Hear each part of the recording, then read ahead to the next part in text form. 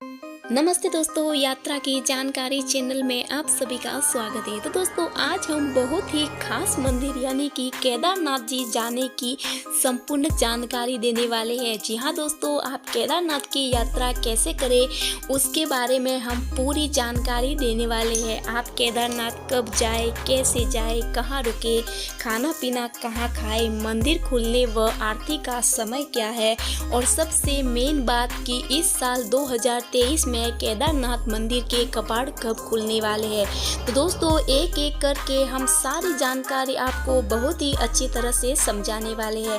तो दोस्तों, वीडियो लंबा हो सकता है, लेकिन मैं आपको रिक्वेस्ट करती हूँ कि प्लीज़ वीडियो को पूरा देखें ताकि आपको केदारनाथ जी की यात्रा करने में कोई तकलीफ ना हो। और दोस्तों, वीडियो में दी गई जानकारी अच्छी लगे तो वीडियो को लाइक, शेयर और हमारे चैनल को सब्सक्राइब भी जरूर करें ताकि आगे भी आपको ऐसी ही जानकारी भरी वीडियो मिलती रहे।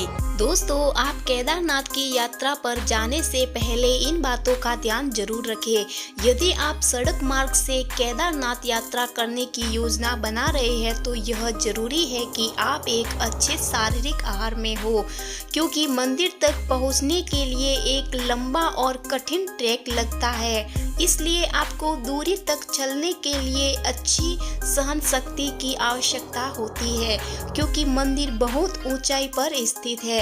इसलिए अनुकूलन भी एक मुद्दा बन सकता है। सुनिश्चित करें कि आप इस तीर्थ यात्रा को शुरू करने से पहले अच्छी तरह से जॉगिंग, तेज चलना शुरू कर दे, उसके बाद ही केदारनाथ की यात्रा करें। दोस्तों, ये बात तो आप भी अच्छे से जानते हैं कि केदारनाथ मंदिर तक पहुंचने के लिए गौरीकुंड से लगभग 16 किलोमीटर की यात्रा पैदल करनी पड़ती है। और दोस्तों, आप अपनी फैमिली और बच्चों के साथ केदारनाथ की यात्रा करना चाहते हैं तो हम आपको एक बहुत ही आसान तरीका बताने वाले हैं, वो है हेलीकॉप्टर द्वारा केदारनाथ यात्रा। जी हाँ दोस्तों, केदारनाथ मंदिर तक पहुंचने का सबसे सुविधाजनक और तेज तरीका हेलीकॉप्टर से है। केदारनाथ यात्रा हेलीकॉप्टर द्वारा देहरादून से उपलब्ध है। देहरादून से केदारनाथ यात्रा हेलीकॉप्टर लागत लगभग 50,000 रुपये प्रति व्यक्ति है। आप हेलीकॉप्टर द्वारा केदारनाथ पहुंचने के लिए फाटा से उपलब्ध हेलीकॉप्टर शटल सेवा का विकल्प भी चुन सकते हैं। फाटा से केदारनाथ मंदिर के लिए शटल सेवा की लागत लगभग 2500 रुपये एक तरफा यात्रा और राउंड ट्रिप के लिए 5000 रुपये लगता है। तो आप हेलीकॉप्टर द्वारा केदारनाथ की यात्रा आसानी से कर सकते हैं। दोस्तों, अब आपको बताते हैं कि केदारनाथ मंदिर कहाँ पर स्थित है। दोस्तों, केदारनाथ मंदिर भारत के उत्तराखंड राज्य के रुद्रप्रयाग जिले में स्थित है। हिंदुओं का प्रसिद्ध मंदिर है। उत्तराखंड में हिमालय पर्वत की गोद में केदारनाथ मंदिर 12 ज्योतिर्लिंग में सम्मिलित होने के साथ 4 धाम और 5 केदार में से भी एक है। दोस्तों, अब आपको बताते हैं कि साल 2023 में केदारनाथ मंदिर के कपाट कब खुल रहे हैं। तो दोस्तों, अक्षय तृतीया का दिन बहुत ही शुभ माना जाता है। हर साल इसी दिन के आधार पर केदारनाथ मंदिर के पुजारी केदारनाथ मंदिर के कपाट खोलने की तिथि की घोषणा करते हैं। इस साल 2023 में केदारनाथ मंदिर 26 अप्रैल को खुलेगा। इसी दिन से 4 धाम यात्रा अगले 6 महीनों तक चलेगी। तो आप भी इस 6 महीनों के बीच कभी भी केदारनाथ की यात्रा कर सकते हैं। तो दोस्तों, अब आपको बताते हैं कि आपको केदारनाथ की यात्रा कौन से महीने में करनी चाहिए।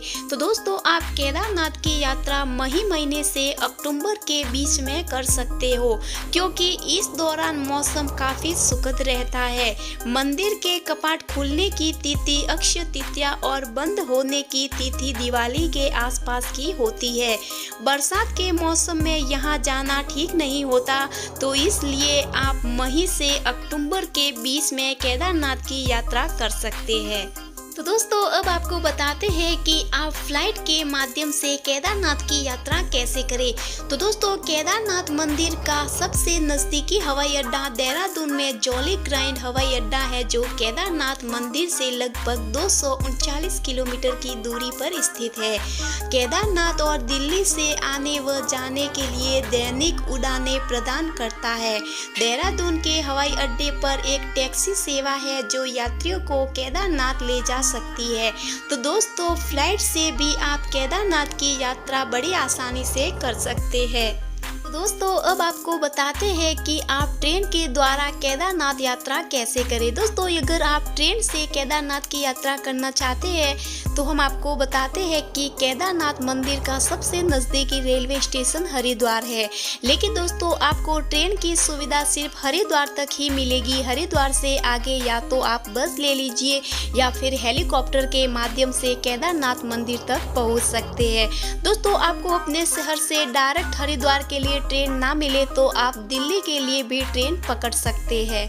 दोस्तों अब बात करते हैं बाय रोड केदारनाथ कैसे पहुँचे। दोस्तों यदि आप बस की यात्रा करके केदारनाथ पहुंचना चाहते हैं तो हम आपको बताते हैं यात्री ऋषिकेश और कोटद्वार से प्रस्थान करने वाली कई बसों में से एक बस का उपयोग करके केदारनाथ पहुंच सकते हैं। ये स्थान निजी कैब किराए पर लेने का विकल्प भी प्रदान करती है। केदारनाथ जाने के लिए एक अन्य विकल्प गौरीकुंड है जो राजकीय बसों द्वारा ऋषिकेश, देहरादून, कोटद्वार और हरिद्वार से अच्छी तरह जुड़ा हुआ है। तो आप बस के माध्यम से आसानी से केदारनाथ मंदिर पहुंच सकते हैं। दोस्तों देश भर से तीर्थ यात्री हर साल इस पवित्र यात्रा को अंजाम देते हैं।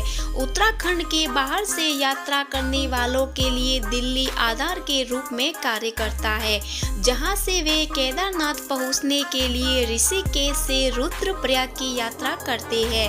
केदारनाथ की यात्रा सही मायने में हरिद्वार या ऋषिकेश से प्रारंभ होती है।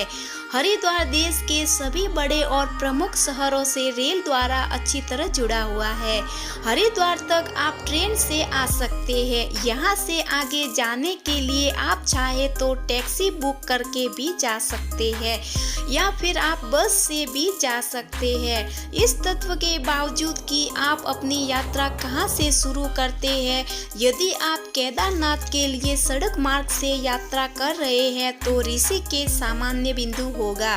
ऋषिकेश से केदारनाथ 230 किलोमीटर की दूरी पर स्थित है। गौरीकुंड अंतिम बिंदु है जो सड़क मार्ग से जुड़ा हुआ है।